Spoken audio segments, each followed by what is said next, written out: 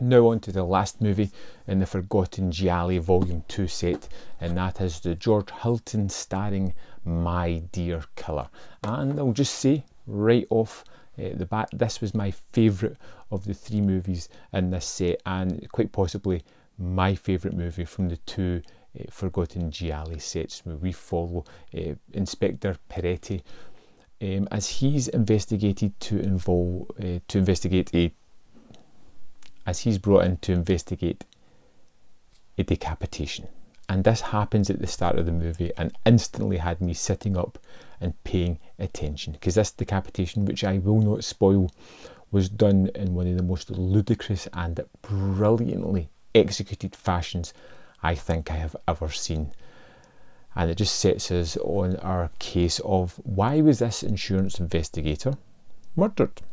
So we have this detective investigating that leads to the kidnapping of a young girl, the murder of a wealthy businessman, and the death of this girl, and it snowballs in a perfectly executed giallo. This is the most giallo-like movie out of the 3 thus far, and it's filled with wonderful characters. You got all the typical tropes, the unseen assailant taking people out who are involved within this case just before the inspector can get to them to get the precious information. Some wonderful deaths in this as well. There's one with a kind of saw, a mechanical saw, that is just fantastic. It has that amazing end where it has everybody sitting down, all the suspects. It flashes through various elements of them involved with the young girl who died before unveiling who it was in a surprising fashion. I had no idea who it was going to be, but it makes kind of sense, and the reason they're caught is wonderfully set up. And this is just a terrific giallo movie. The investigator was terrific, played by George Hilton. We get a full idea of what that character is. We get wonderful supporting characters, all who add to the movie, all who drop little nuggets of information that we don't realise that really does tie up to the ending of the story. They feed through the breadcrumbs of what's happening. It's expertly placed and wonderfully set up. There are some twisted moments, and there is some real weight to what is going on here. There has been an honest to goodness travesty done to this family. The young girl was left to starve, locked up.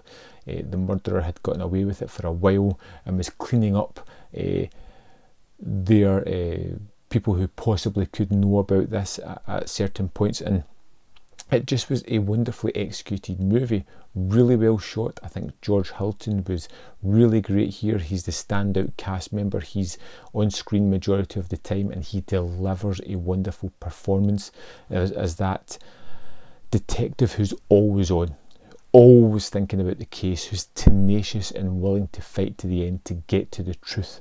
The wonderful standout sequence for me was, other than the killings, was the end where he is almost accusing everybody in the room for failing this little girl at some point at all, holding the piece of key evidence in his hand, reflecting back the image of the person as he taunts them, walking around the room. It's just a terrific giallo movie, and the best, like I said, from the 2 volumes thus far. I felt that the acting was great, the direction was wonderful, the effects were expertly executed, especially that opening, which was wow inducing. This also comes, this is one of the movies that's not in English within this, but it comes with a VHS copy of it with the English dub, which is slightly different. I stuck it on and checked a couple of scenes, but it just goes to show how better the quality is on the actual disc, the Blu-ray restored version that Vinegar Syndrome have done. This is my favourite movie out of the 2 sets, out of the 6 Forgotten Gialli, and I think it's utterly wonderful. Ticks all the boxes, ticks all the tropes of a giallo, but delivers on them and creates a really solid, engaging story.